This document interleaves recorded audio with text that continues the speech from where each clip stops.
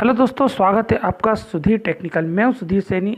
आज मैं आपसे ऑटोमेशन ड्राइव FC302 के बारे में डिस्कशन करूंगा। इसकी जनरल इन्फॉर्मेशन और प्रोग्रामिंग के बारे में भी डिस्कशन करूंगा। सबसे पहले मैं आपको बता दूं कि ये ड्राइव ऑटोमेशन ड्राइव है। ये स्मार्ट टाइप की ड्राइव होती है। ये कम्युनिकेशन प्रोटोकॉल को फॉलो करती है, जैसे प्रोफिबस, ईथरनेट एक्सेट्रा।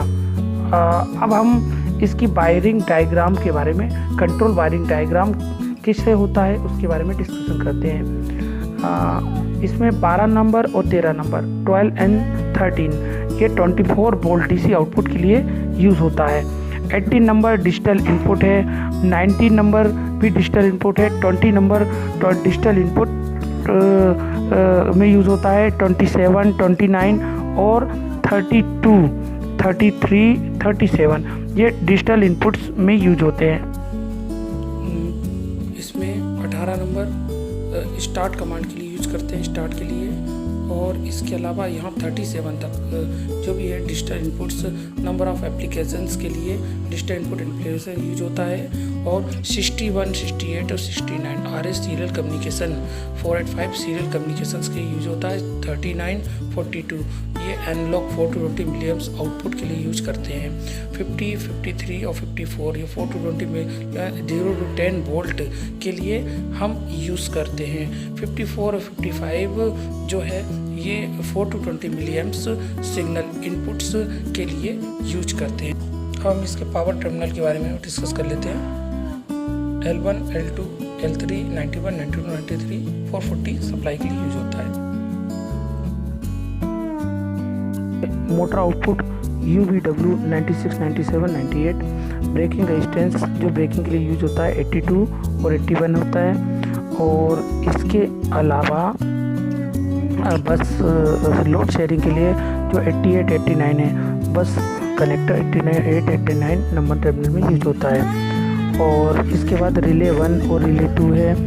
इसके कॉमन NO, NC और रिले नंबर 2 का NO, NC जो 1, 2, 3 और 4, 5, 6 टर्मिनल में यूज होते हैं। इसके अलावा हम आप बताते हैं प्रॉफी, इसमें स्पेशल कार्ड यूज होते हैं, जो ऑक्सिलरी कार्ड होते हैं, जो कम्युनिकेशन यूज होता है। एक है प्रॉफीनेट जो कि प्रॉफिबस कम्युनिकेशन, वो प्रॉफीनेट कम्युनिकेशन में यूज होता है। और इसके अलावा है प्रॉफिबस कम्युनिकेशन के लिए ऑक्सिलरी कार्ड, वो प्रॉफिबस कम्युनिकेशन के लिए यूज होता है।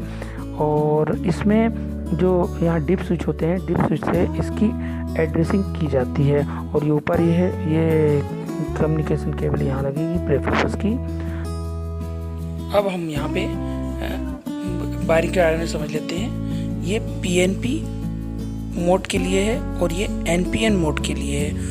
PNP और NPN में ये नेगेटिव और पॉजिटिव, ये 24 वोल्ट पॉजिटिव की इसमें वायरिंग हुई है। इसमें 18, 19, 27 ये सब NO वायरिंग हुई है। और यहाँ पे NPN है, ये माइनस के लिए 20 वोल्ट से 0 वोल्ट इंटरलॉकिंग वायरिंग हुई है।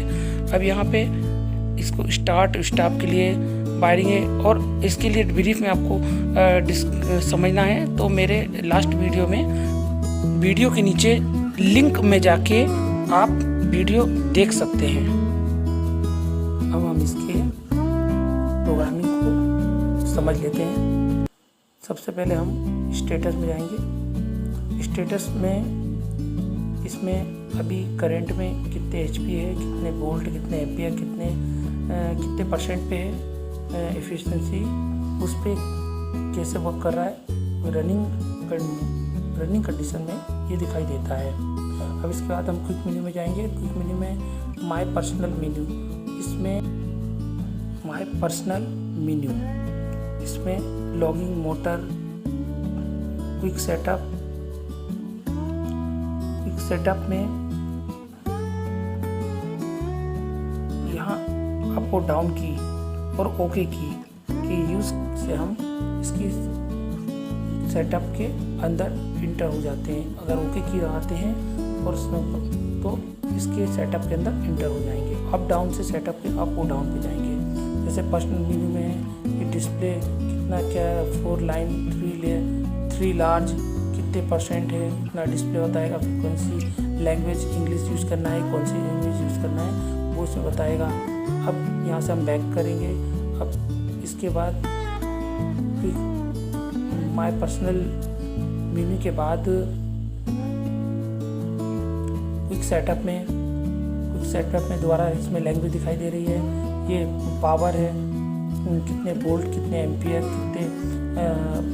एम्पियर, ये मोटर के नेम प्लेट में जो होता है उसको हम इसमें पुट करके मोटर की स्पीड के, और इसके अलावा कुछ सेटअप में जाके हम इसके स्टार्ट स्टॉप, कितने नंबर टर्मिनल पे स्टार्ट होना है, स्टॉप होना है, इसको भी हम सेट कर सकते हैं। और रेफरेंस, कितने रेफरेंस पे घूम रही है, कितने नहीं घूम रही है, ये भी सेटअप किया जाता है। क्विक सेटअप में हम स्मॉल क्विक सेटअप के लिए ही यूज़ करते हैं। और इसमें चेंज मोड, लास्ट, यानी इसकी बहुत सारे एप्लीकेशंस के लिए अलग अलग यूज़ किए जाते हैं। इसमें मैक्सिमम जो एप्लीकेशन होगी उस एप्लीकेशन के अकॉर्डिंग इसकी प्रोग्रामिंग को किया जाता है। अब जैसे बेसिक मोटर सेटअप, जैसे मोटर की नेम प्लेट पे जो डिस्प्ले किया था उस हिसाब से जो रहता है उसको हम यहाँ पे पुट कर देते हैं। कितने एम्पियर, कितने आरपीएम, एसिंक्रोनस है, सिंक्रोनस है, क्या है, कितने आरपीएम पे हमको घुमाना है, ये सेटअप यहाँ पे सेट करके सेव किया जाता है। अब एडजस्टेबल मोटर सेटअप, अब ये मोटर के लिए कितने करंट, कितने लोड पे एडजस्ट करना है उस पर। अब ये encoder setup close loop controlling में यूज होता है। क्लोज लूप कंट्रोलिंग में इनकोडर्स वगैरह लगे होते हैं, उसमें ये इनकोडर सेटअप यूज करता है। जिसके अब हम इस पर दोबारा क्विक मेन्यू में आ गए हैं। अब हम इसे मेन मेन्यू में जाएंगे। मैक्सिमम जो सेटिंग होती है वो मेन मेन्यू में ही जाके होती है। तो बेसिक सेटिंग, सेटअप ऑपरेशन। अब जैसे बेसिक सेटिंग में हम जाएंगे, इसमें लैंग्वेज है, आरपीएम है, इसमें भी वही सेटअप है, लेकिन वो क्विक मेन्यू में क्या है कि ईजिली ये आता है। लेकिन यहाँ पे वाइंड ब्रॉड रूप में हमको अगर करना है, प्रोग्रामिंग करना है, तो उसमें बेसिक सेटअप में जाके ही करते हैं। अब इसमें बहुत सारे एप्लीकेशन है, उसके एप्लीकेशन के साथ में इसमें भी सेटिंग्स की जाती है। अब जैसे रीड आउट लिंक सेटअप है, रीड आउट।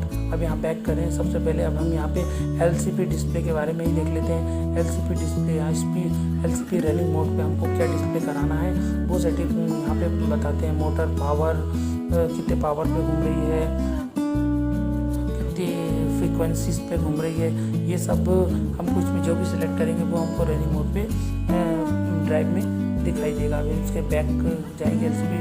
अब एलसीपी कीपैड में हम अगर हम इसमें हैंड ऑन को अगर इनेबल कर देंगे तो हम जैसे ही स्विच ऑफ करके दोबारा ऑन करेंगे ड्राइव को तो हमेशा हैंड ऑन मोड पे ही ऑन होगी।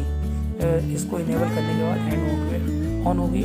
अब हम अगर इसके अलावा हम इसको अगर ऑटो मोड पे, जैसा कि यहाँ दिया है एलसीपी ऑफ मोड पे, अगर एलसीपी ऑफ मोड को भी हम अगर इनेबल कर देंगे तो बाकी सबको डिसेबल रखेंगे, तो ये जब भी ऑन करके ऑफ करेंगे तो ऑफ मोड पे ड्राइव ऑफ बटन मेन्यू में ही ऑन होगी। अब ये ऑटो मोड है, अगर ऑटो ऑन मोड में हम इनेबल कर देंगे तो ये ऑटो ऑन मोड पे ही डिस्प्ले करेगी।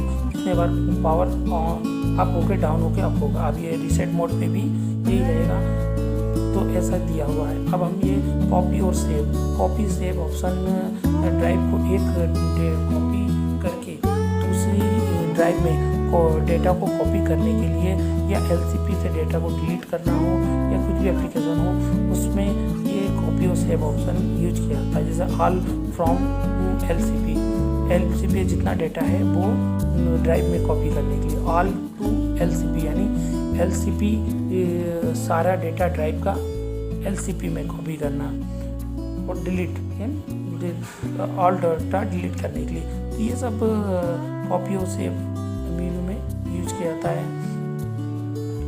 अब हम इसमें देखते हैं लोड और मोटर। अब ये इसमें भी जनरल सेटिंग्स हैं, special setting, motor data adjustable setting, load setting, independent setting, start stop adjustment. Start stop adjustment में यही है कि जैसे कितने में स्टार्ट करना है, कितने में स्टॉप करना है, कितने रैम्प और पब टाइम। अब यहाँ रेफरेंस है, मैक्सिमम और मिनिमम रेफरेंस कितना होगा, मिनिमम कितनी आरपीएम और मैक्सिमम कितने आरपीएम पे हमको मोटर को रन कराना है उसके लिए है। और इसके मैक्सिमम लिमिट्स हैं। और इसके अलावा रेफरेंस में ये भी होता है कि 4 to 20 मिलियम्स भी यूज़ करना है, 0 to बहुत सारे रेफरेंस सिग्नल्स हैं वो रेफरेंस के हिसाब से भी यूज़ करते हैं। अब हम डिजिटल इनपुट आउटपुट को इनेबल उसके कंट्रोल वायरिंग के अकॉर्डिंग कैसे किया जाता है उसको हम बताते हैं। सबसे पहले हम मेन मेन्यू में जाके ओके करके डाउन की दबाएंगे और इसके बाद यहाँ operation mode, limit, brake, reference, limit, 4 number. और अभी हम इसको बैक करते हैं दोबारा। 4 नंबर के बाद ये 5 डिजिटल इनपुट आउटपुट, हम इस मेन्यू को ओके करेंगे और उसके 5.00 PNP मोड पे हम इसको सिलेक्ट किया है क्योंकि PNP मोड। अब यहाँ 5.10 यहाँ लेच स्टार्ट को हम स्टार्ट स्टॉप जो भी जैसे लेच स्टॉप है तो स्टार्ट है तो हम लेच स्टार्ट में सिलेक्ट कर लेंगे तो ये उस बटन से ऑन हो जाएगा। और हम इसके बाद इसमें रिले की सेटिंग्स भी है। रिले किस हिसाब से हम रिले को सेलेक्ट कर सकते हैं कि जैसे ही ड्राइव ऑन हो तो ड्राइव रेडी का कमांड दे या कंट्रोल ऑन का कमांड दे या ड्राइव रनिंग का कमांड दे, तो उस हिसाब से रिले को भी सेट करते हैं। अब ये पल्स इनपुट है। पल्स इनपुट 29 नंबर पे पल्स इनपुट देने पे कितने हर्ट्ज पे फ्रिक्वेंसी एक बार में फ्रिक्वेंसी पे ड्राइव चलेगी उस पर ये पल्स इनपुट दिया जाता है उस हिसाब से एप्लीकेशन के ऑर्डर। पल्स आउटपुट और 24 वोल्ट इनकोडर इनपुट सम जैसे 24 इनकोडर इनपुट्स हैं और भी सिग्नल्स के हिसाब से यहाँ पे हम करते हैं। अब जैसे 18 नंबर हो गया, अब ये 19 नंबर है। जैसे 10 नंबर रिवर्स कर 19 को 10 नंबर रिवर्सिंग के लिए यूज कर रहे हैं। हम इसको चेंज करके कुछ लेच स्टार्ट स्टॉप में भी हम यूज़ कर सकते हैं। इन्वर्स स्टार्ट उसकी एप्लीकेशन जैसा चाहें उस हिसाब से इस डिजिटल इनपुट आउटपुट को कोस्ट इन्वर्स है जैसे उस हिसाब से हम इसको यूज़ कर सकते हैं। अभी 27 है, 27 को भी हम इसके अंदर जाके इसके स्टार्ट स्टॉप स्पीड इन्वर्स कर सकते हैं। 29 इसको भी इसके डिजिटल इनपुट आउटपुट के हिसाब से सेट कर सकते हैं। अब हम ये एनालॉग है, एनालॉग के लिए सबसे पहले हमको डीप स्विच को भी सेटिंग करनी पड़ी। 420 है कि 0 to 10 वोल्ट है, हिसाब से हम डीप स्विच सेट करना पड़ेगा इसके डिस्प्ले के पीछे बटन से। उसके बाद यहाँ पर एनालॉग इनपुट आउटपुट को सिलेक्ट करेंगे कि 4 to 20 मिलियन पे कितने 4 to 20 में करना है, किस में करना है।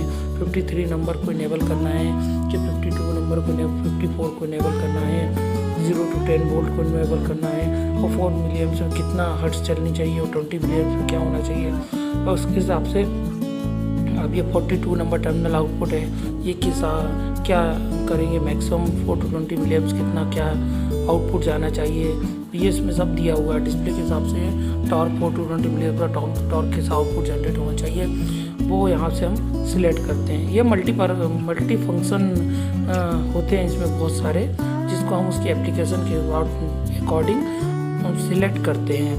अब ये एनालॉग इनपुट है, एनालॉग आउटपुट है। अब ये एनालॉग सिग्नल्स के लिए यूज करते हैं। यहाँ एनालॉग इनपुट आउटपुट मोड है, ये सब इसमें दिया हुआ है। आज हमने VLT ऑटोमेशन ड्राइव के बारे में इस वीडियो में डिस्कशन किया। आपको ये वीडियो कैसा लगे कमेंट जरूर कीजिएगा और मेरे इस वीडियो को लाइक कीजिए, सब्सक्राइब कीजिए, शेयर कीजिए। Thanks for watching.